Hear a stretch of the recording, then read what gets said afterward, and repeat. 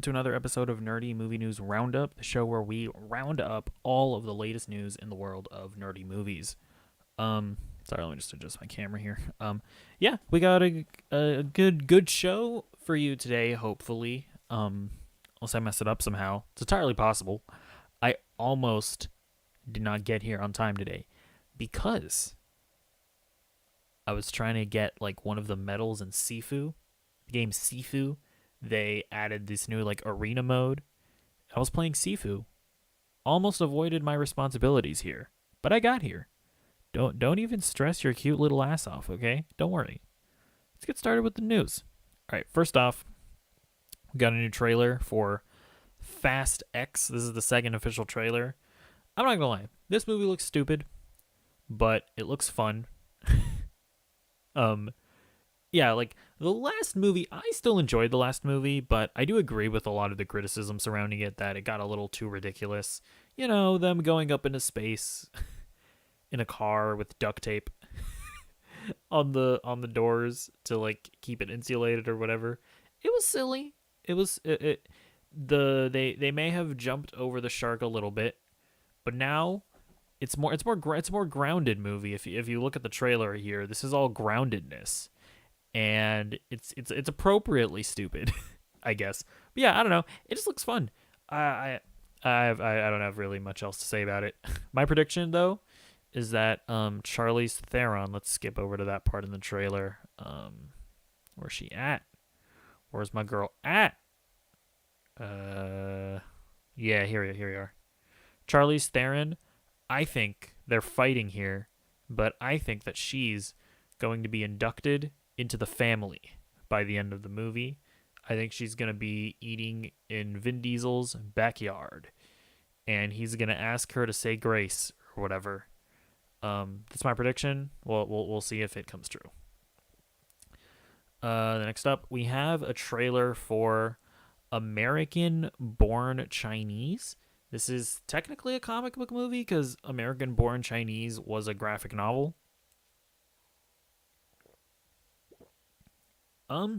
I think it looks not great. I can see potential here, but the trailer definitely makes it feel like a Disney Channel original series a little bit. It's not quite as high quality as you'd want, a premiere series for a streaming service to be. But unfortunately, when it comes to Disney Plus, anything that isn't Marvel or Star Wars just kind of feels like a Disney Channel original movie. And even some of the Marvel and Star Wars show feel like Disney Channel original movies. But then again, you got some cool little action here. You got some fantastical elements to this. It could have some potential. We'll see. I'll probably check it out just because it is a comic book thing. And that's kind of the purview of this channel. So I'll give it a shot, but we'll see. I'm not committing to watching the whole thing. Also, yeah, and as Michelle Yeoh pretty much just has the cast of Everything Everywhere All at Once in it. So, I don't know. We'll see. All right. First news story of the day. Marvel boss Kevin Feige wants more experienced filmmakers for the MCU. Start reading here. On an episode of the Hot Mic podcast, insider Jeff Schneider claimed that Feige is looking to adjust his hiring strategy and bring in already established filmmakers and creatives to helm the MCU's projects. Specifically, Schneider noted, Feige does want to hire more established talent behind the camera. This rumor has not been officially confirmed by Marvel or Disney. I think this makes sense. Kevin Feige had noted in the past that he actually was not super heavily involved in Doctor Strange in the Multiverse of Madness, according to him. He kind of just let Sam Raimi do his own thing. And I think when we look at what the real problems were with Phase 4, I think a lot of it does come down to Kevin Feige just not being able to be as involved as he usually is in his projects. So I think it makes sense that he would want to get more Sam Raimis into the fold. And because if he's not going to be able to be involved in everything, he's going to want more experienced people behind the camera. Now, I also do just think that he really should they really need to lower the amount of projects that they're doing overall, which they do seem to be doing. And yeah, obviously getting more experienced filmmakers is also going to be a plus. So yeah, we'll just have to wait and see how that turns out. But yeah, I mean, I buy that he's kind of aiming for that. All right. Next up, we have a tweet from James Gunn. To read this, I'm honored to be a part of the legacy. And what better day than hashtag Superman Anniversary Day to dive fully into early pre-production on Superman Legacy, costumes, production design, and more now up and running. And then down here, somebody asks him, have you written the whole script or just that page so far? And then James Gunn says the whole script. So the script is written, they're in pre-production, and yeah, this is pretty exciting. You know, I think I really like James Gunn as a filmmaker. I'm excited to see what he does with Superman Legacy. And I have to say, I think James Gunn is probably the person in Hollywood with the most pressure behind him, because his movie Superman Legacy is arguably the most important comic book movie coming out in the next couple of years, because that movie is going to really set the tone of whether or not his new DC universe will be a success. Like, that movie has to be not just good, not just great, it has to be phenomenal. It has to be like on the level of Matt Reeves' The Batman, I would argue. And I do think James Gunn is capable of delivering that. Like, I think those Guardians movies, even under the confines of the MCU and Kevin Feige, they're pretty fantastic. I do think James Gunn is capable of that, but he needs this to be great. He needs this to be a hit. And then not only that, but when you look at the MCU, it's not in a very good place right now. You know, with Ant-Man and the Wasp: Quantumania not even cracking $500 million at the box office, that's not good. And the Guardians of the Galaxy Volume 3 as well, which is coming out next month, a couple weeks, that also needs to be great. It can't just be good. It has to be great. So, like, he's kind of responsible, I would argue, for being the saving grace and restoring faith in both the MCU and the DCU. So I just kind of wanted to point that out. Hopefully it is great. And then another tweet here. James Gunn also confirms that Jimmy Olsen will be in Superman Legacy. Somebody asked him, will Jimmy Olsen be in the movie? And James Gunn says, of course. And yeah, that's probably not surprising. My prediction for Superman Legacy is that it's going to end up being a pretty back to basics Superman movie. You know, I highly doubt that Jimmy Olsen is going to get shot in the first 5 minutes. Like, I don't think they're going to get super weird with it. All right, next up. Michelle Yeoh's Star Trek Section 31 is finally happening as a movie. So apparently this was something that was in development as a series, and then we'll read here. Paramount Plus announced that the Oscar-winning actor is returning to the iconic sci-fi franchise as the fan-favorite character Emperor Philippa Georgiou for a Section 31 movie. While the spin-off was originally devised as a series, the feature-length film will follow Yeoh's character as she joins a secret division of Starfleet designed to quietly protect the United Federation of Planets while also coming to terms with the sins of her past. Craig Sweeney, Star Trek Discovery, is attached to pen the script, and Olatunde Osunsanmi is set to direct. While the project does not yet have a solid release date, production will begin in 2023, and the film will premiere exclusively on Paramount Plus. Okay. Yeah, I think this is interesting. So from what I've been able to gather, this was originally supposed to be a series, and I have to say, while I don't know anything about Star Trek, never watched Star Trek, so I can't say whether or not I'm excited for the movie. I mean, I'm not excited, but I don't know if it's something to be excited about, I should say. I like the fact that they've gone, hey, we don't really have... This isn't really going to work great as a series. We don't have that much material to work with. Let's just do a movie. I really would like franchises like Marvel and Star Wars to do stuff like this where, hey, if you're developing an Obi-Wan series and you kind of realize that we don't really have enough to make a compelling series here, let's just do a movie. Doesn't have to be theatrical, doesn't have to be super high budgeted. We could just make a solid Obi-Wan Disney Plus movie. We can make just a Disney Plus Hawkeye show, you know? We can make a Disney Plus or Hawkeye movie. We can make a Disney Plus Miss Marvel movie. We probably just should have scrapped the Boba Fett project altogether. Yeah, I don't know. I just think it's really cool that they did that with Star Trek. I think that's a really interesting move.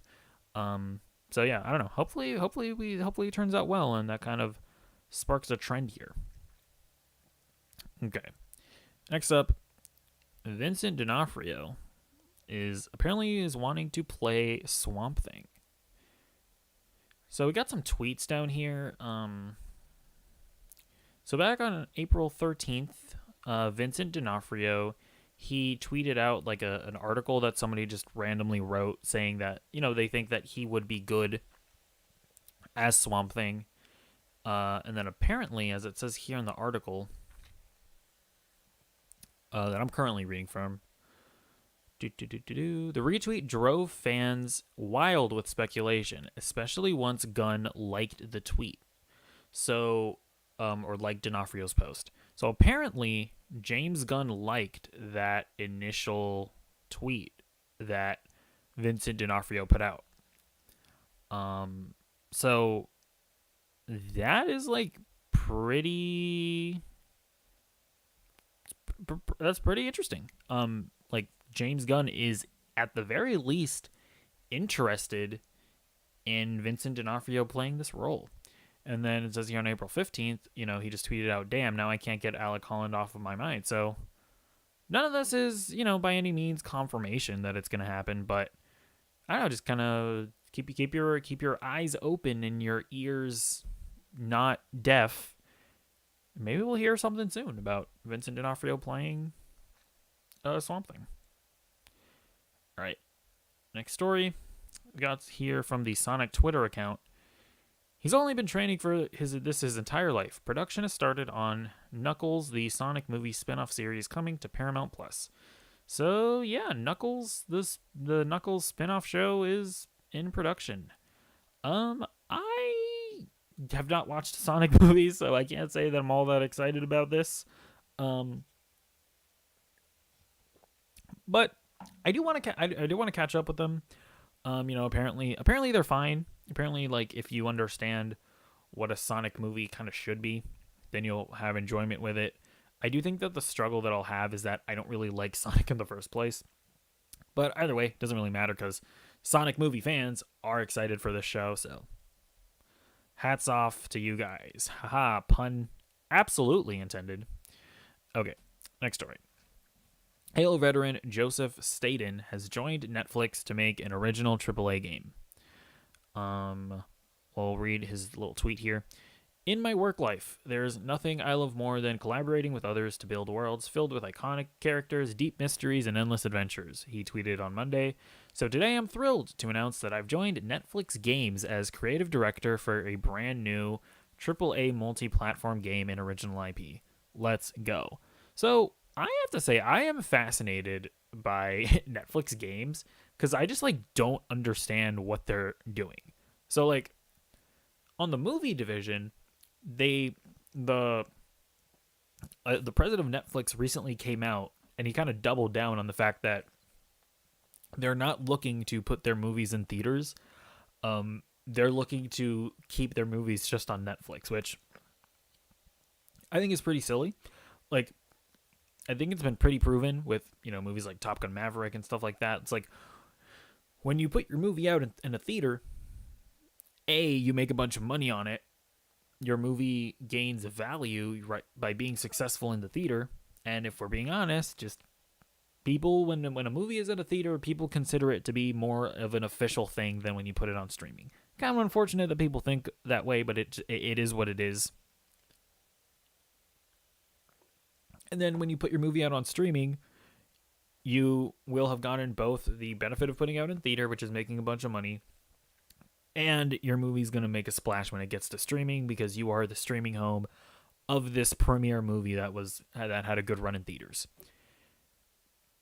But they're just like, nah, we're good. But with games, they're apparently making multi-platform games and selling them on consoles, because Oxenfree 2 is another game that is going to be sold on the Switch. It was in one of the recent Switch presentations that I watched the other day. And so that game is being sold on Switch for just a flat rate, and it's going to be on the Netflix streaming service. So on the game side, they're like, oh, we really need that video game revenue, but movie revenue, pshaw. So it's just a weird, I don't know where their brains are at with that one. Now, with Oxenfree 2, I will just say it is possible that, because they bought the studio that made that game, it's possible that studio had a pre-existing deal with like Nintendo and PlayStation to sell that game on their platforms. So maybe they're kind of forced to do that. But then with this new game with Joseph Staten, they're saying it's a multi-platform AAA game.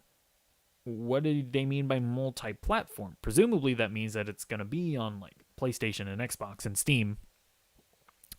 And if it's going to be on those platforms, I highly doubt that Sony is just going to let people play it on Xbox just with a Netflix subscription. I don't think that Sony would allow that. You know what I'm saying? I don't know that Xbox would allow that, because then they'd essentially be competing with Game Pass. So yeah, I find it very fascinating to see how this is all going to turn out and what Netflix games is going to end up being at the end of the day. Because it's like, yeah, if they're saying that it's multi-platform, then presumably Netflix games is expanding beyond what it currently is, which is just a bunch of mobile games. So yeah, we'll just have to wait and see what all that turns out to be. Okay, next story. Jonathan Majors and Manager Entertainment 360 part ways. Actor facing domestic violence allegations in New York City. Let's read some of this here. So yeah, talent manager Entertainment 360 has dropped Jonathan Majors, several sources tell us. The recent move by Majors' longtime manager comes 3 weeks after the magazine Dream star was arrested on domestic violence charges in New York City. Then we'll start reading here. Majors' representation problems don't stop with Entertainment 360. PR firm The Lead Company also initiated a break with the Avengers actor in the last month. Then it also says down here, as a more minor element of this, Majors and fashion house Valentino mutually agreed that the actor would not be attending this year's Met Gala as one of its guests. So yeah, there's that. And then if we come down here, the other thing that came out this week is that more alleged victims have come out. Sources familiar with the matter tell Variety that multiple alleged abuse victims of Majors have come forward following his March arrest and are cooperating with the Manhattan District Attorney's Office. The prospect of more women waiting in the wings would mark a dramatic turn in the case and comes on the heels of Majors' publicists and management firm cutting ties with the embattled actor earlier this week. The DA declined comment. So, yeah, things are not going well for Jonathan Majors, or I should say things have gotten worse for him. He's lost his management, and more alleged victims are coming out. But yeah, there's not much that I can say on that front, because obviously his management team are going to know a bunch of things that we don't know, and we have to wait and see what comes out with these alleged victims to see if there's any evidence of Jonathan Majors doing anything to them. So not much we can say other than that things are getting worse and it's not looking good for him. Now there is another thing as well that came out. So these are pictures of supposed security footage that the Jonathan Majors camp are saying that prove that the first initial victim, that he didn't do anything to them. So if we take a look at these pictures, basically their argument here is that because the alleged victim was out like clubbing. It proves that he couldn't have beat her because she's at a club and she's drinking and stuff. I personally find this argument to be pretty flimsy. I just I don't know. I don't know that I buy that because she went out partying that just means that he didn't do the things that he's being accused of. I don't know. I mean, I'm not like a lawyer. I'm an idiot. I don't know anything. But that to me just this isn't proof of anything. I guess it yeah, I don't know. To me, this isn't proof of anything necessarily. But yeah, it says up here, Chaudhry says they have proof that that's a complete lie. Oh wait, hold on. Let me read this actually. The woman allegedly told police she suffered a broken finger and a laceration behind her ear during the altercation. However, in the document, Chaudhry says they have proof that's a complete lie. Okay, fair enough. If there's stuff in her initial sort of thing that she told the police and in the actual charge about her having a broken finger, sure, okay, I guess if she's using the hand, then yeah, that could mean something there. But yeah, I guess it would be interesting to know what the specific charge is, like the specific actions that he's being charged with, and if okay, maybe. But I guess what I would just say is that just the flat out thing of whether or not, Jonathan Majors hit her or whatever, this to me doesn't prove that wrong, I guess I should say. But yeah, you know what? I should probably just stop getting too deep into it because obviously the stuff is very complicated and I'm not in no way qualified to really talk about it. But yeah, let me know what you think about that in the comments down below. Okay, next story. Adam Driver is reportedly in final talks to join the MCU. I'll start reading here. According to reputable scooper Daniel Retchman, Driver is currently finalizing a deal with Marvel Studios to play the Fantastic Four's Reed Richards. Driver's name has floated around the project for months, at different times rumored to play a major role in Fantastic Four as early as October 2022. Though the reports did not indicate which character he might portray, fans also expressed interest in seeing the Star Wars actor take on the role of famed Marvel villain Doctor Doom. I've seen a lot of backlash about this. I don't really understand. Like, not Jonathan Majors. No, not Jonathan Majors. Adam Driver is a fantastic actor, and he would probably kill it as a Reed Richards. I think people should really watch that movie Black Klansman. He is absolutely fantastic in that movie, and he's actually like very charming and charismatic in that movie. And I think if you watch him in that movie, you would realize that Adam Driver could absolutely lead a Marvel movie. He could absolutely carry it. So yeah, I would be totally fine with Adam Driver playing Reed Richards. Then again, I'm not a big Fantastic Four fan, so maybe like diehard Reed Richards or like, oh, we need this, and this, but maybe, I don't know. But either way, Adam Driver's a fantastic actor. He could probably do that, and that, whatever your qualifications are. But yeah, let me know what you think about that in the comments down below. All right, next story. Ryan Reynolds had some stuff to say about Wolverine and Deadpool 3. We'll start reading here. Speaking with Entertainment Canada, Reynolds, who reprises his role as the Merc with a Mouth in the Deadpool threequel, insists the Wolverine audiences will see in the upcoming blockbuster is a different man.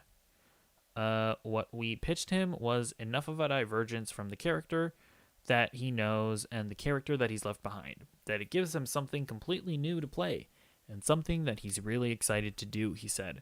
So yeah, this is interesting. They've said this before, but I wanted to, I guess, just reiterate it again. The Wolverine that we are going to see in Deadpool 3 is not the same Wolverine that we've seen in the X-Men movies and in Logan.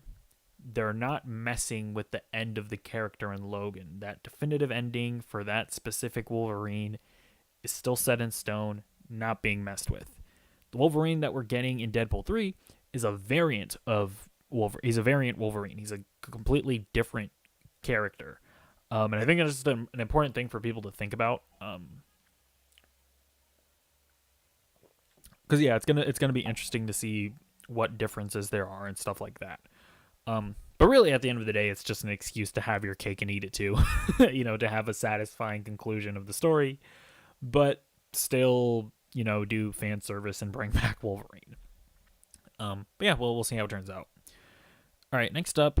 So there's this Dead Boy Detectives show that's coming out, and it is technically a DC show. So Neil Gaiman was tweeting about it, saying, "Congratulations, it's so good," to another guy that was tweeting about it. And then somebody asked Neil Gaiman, "Is this one Sandman TV universe, Doom Patrol universe, or its own thing?" And then Neil Gaiman responded and said, "Sandman universe, I think it's safe to say now." So yeah, it looks like Neil Gaiman is kind of confirming that the Sandman is getting its own little cinematic universe with the Dead Boy Detectives. So that's interesting. I don't know anything about the Dead Boy Detectives, but just judging by the name, it seems like they are boys. I don't know if they're brothers or just friends that solve supernatural mysteries. And that honestly sounds pretty cool. But yeah, apparently the history of this show is that I believe that the Dead Boy Detectives showed up in an episode of Doom Patrol, which is obviously an HBO Max show, and that's in the same universe as the HBO Max Titans show. And I believe Dead Boy Detectives was originally going to be an HBO Max show. But then I guess for whatever reason, HBO Max was like, "We don't want to make this." And then Netflix took over and they were like, "We'll make your show." And then I guess now things have sort of fallen into place that since Netflix is making the Dead Boy Detective show, it's going to be in the Sandman universe because Netflix is also doing Sandman. So weird machinations have happened that now that's happening. So it'll be interesting to see how it all turns out. But yeah, I'll be interested to check that show out. All right, next up.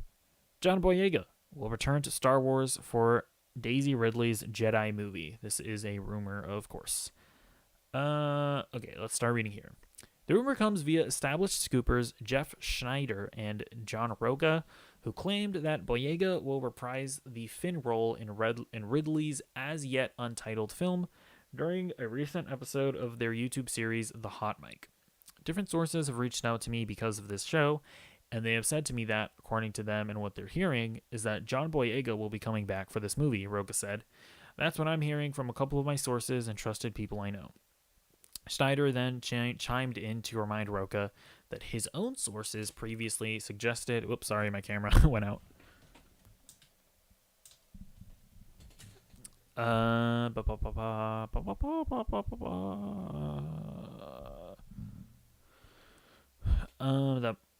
Schneider then chimed in to remind Roca that his own sources previously suggested that Boyega was indeed in talks with Lucasfilm to join the project, although these insiders suggested that the British actor was resistant to the idea.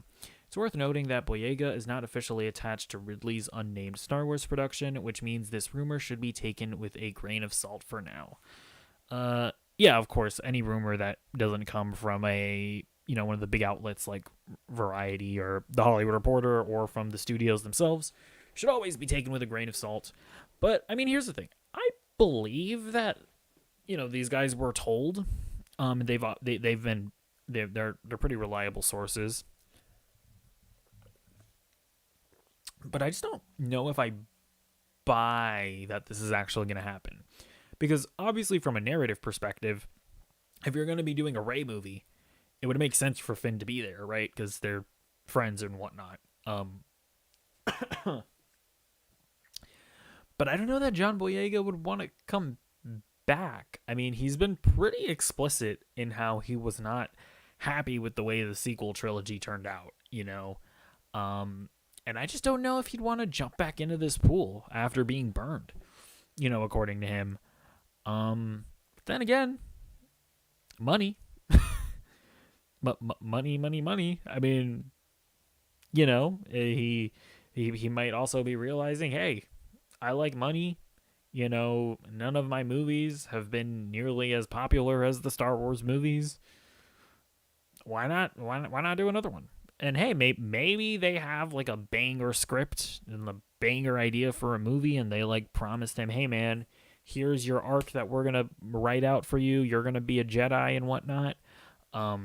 Maybe they made him a bunch of promises and assurances and whatever. I don't know. But yeah, as of right now, I think I'm gonna lean against. I don't think this will happen, but we will have to wait and see. All right. Next story. Ted Lasso's Juno Temple lands lead role in Sony and Marvel's Venom 3. I have no idea or I should say, I've never seen Ted Lasso, so I'm not familiar with this actress. And I'm going to be honest, I have absolutely no idea what character she could be playing in Venom. It's like, I don't know, are they doing a Black Cat? Is she going to be in here? Or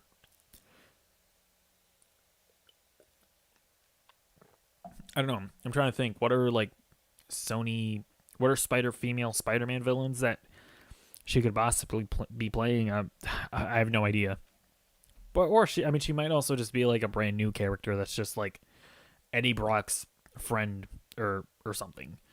But I don't know if she is gonna end up playing the villain or something. The only thing I'll say about this is that I wish that I hope we get a villain that isn't just another Venom. It's really annoying that in both Venom movies, the villain is just, hey, it's Venom but bad. It's bad Venom. That's been pretty annoying. So that's honestly, that's really all I have to say. So yeah, I don't know. I'm not familiar with the actress, so I can't say whether or not she's good. I'm sure she is. Ted Lasso, I've heard, is a really good show. So yeah, we'll just have to wait and see what happens with this. All right. Next story. Forrest Whitaker is apparently coming back as what's his face? Where's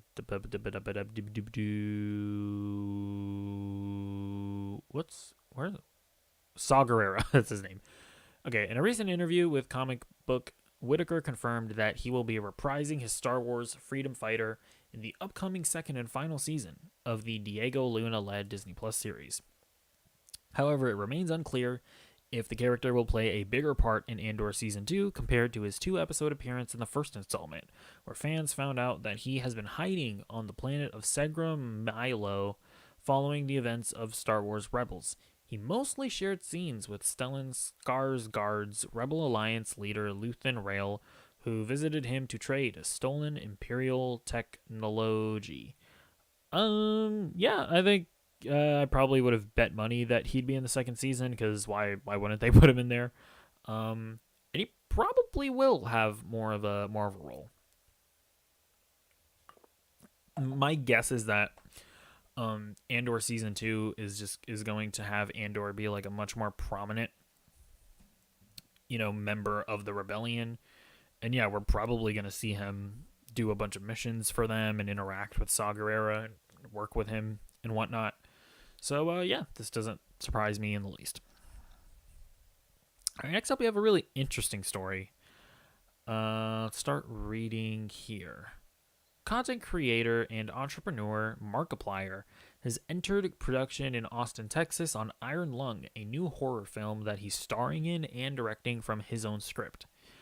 Details as to the plot of the film, also starring Carolyn Rose Kaplan, which Markiplier's self-financing, are under wraps, but it's based on the best-selling 2022 submarine horror game of the same name created by David Szymanski.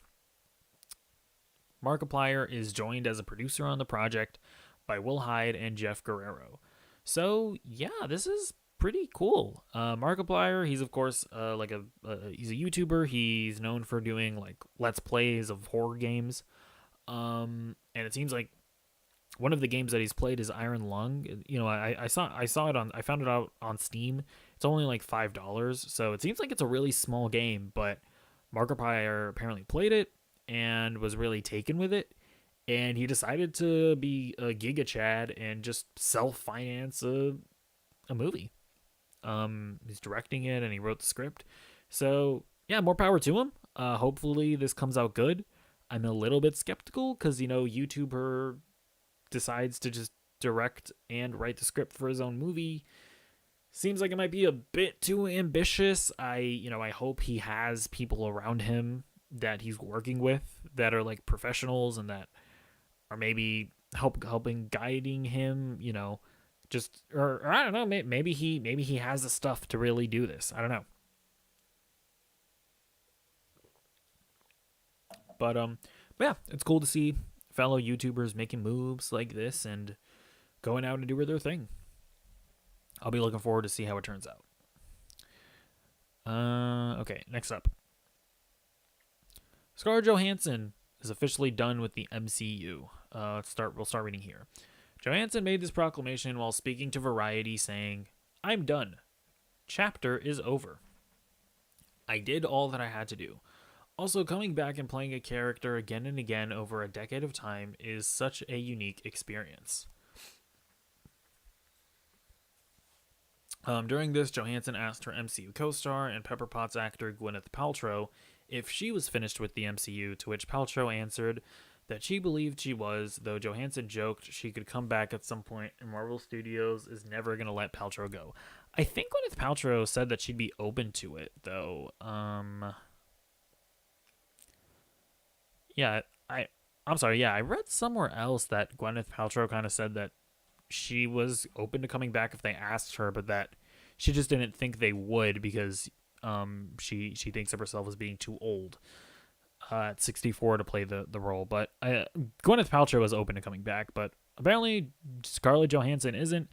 I don't know. When it comes to this, obviously this is kind of a complicated situation because of the Scarlett Johansson and Disney lawsuit that occurred.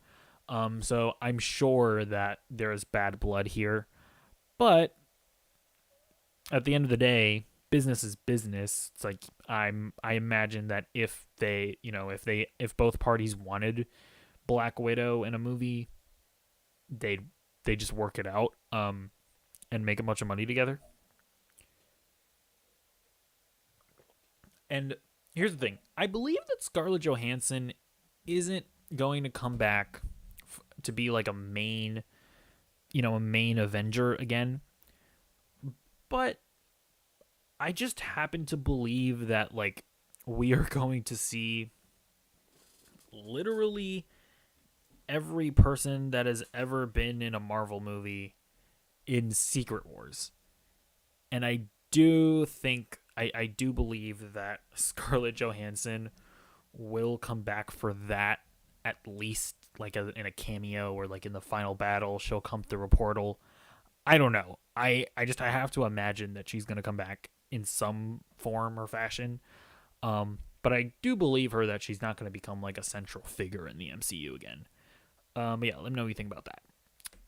Next story. Disney settles with Victoria Alonso. Okay, we'll start reading here. Disney has settled with former Marvel Studios VFX chief Victoria Alonso after pink slipping her last month. While details between Alonso and Disney are confidential, there was a multi-million-dollar financial compensation, we hear. The deal between the parties was reached in the past few days. Alonso was represented by Glacier Whale, Fink Howard, Av Shen, and Shapiro LLP in the dispute, which went public on March 24th. The office of Alonso's attorney, Patricia Glazer, had no comment on the settlement when contacted by Deadline today. Disney did not return request for comment. So, yeah, if you remember, we talked about this. Basically, what happened here was Victoria Alonso, while she was, president of like VFX and animation at Marvel Studios, she also worked on a project called Argentina 1985, which was a movie. She helped produce it as well as did promotion for it, especially during the Oscars campaign run and all of that. And basically Disney was like, hey, you can't be working on other projects while you're here with us. You can't work with the competition. And according to what Victoria Alonso and her team has been saying is that, hey, we got your permission and, this is, Victoria is doing a great thing for, her Argentinian heritage and blah, blah, blah, blah, blah. So that's what the dispute was. Listen, we don't know what happened behind the scenes, but the fact that Victoria Alonso and company aren't coming out and like gloating about it makes me think that she did just straight up break her contract. Um, and it was settled behind the scenes, and Victoria Alonso isn't running a victory lap because I don't think she necessarily won. And, Disney doesn't want to push the controversy any further, so they're not going to run a victory lap either, even though they were most likely in the right. Because honestly, just judging by what happened, unless word comes out, it seems pretty clear cut that, yeah, if you're one of the top executives at Marvel Studios, you probably can't work on another company's project. That just seems to make sense. And if Victoria did that blatantly so, without permission from Disney, then yeah, it makes sense why you would have to fire her and be like, hey, don't stop doing that.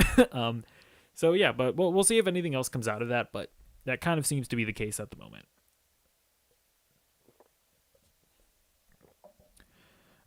All right, last story. Shigeru Miyamoto is dropping hints about what the future of Nintendo movies could be. Let's see. Where does he start talking? All right, we'll start reading here. Please keep an eye out. Now, I should note that this was translated, I believe. So that's why maybe some of the... this was translated from Japanese to English, so keep that in mind. Please keep an eye on our next production, Miyamoto said. This time, Mario was the focus, but Nintendo is like a talent agency. We have many other entertainers on our roster. The company fellow added.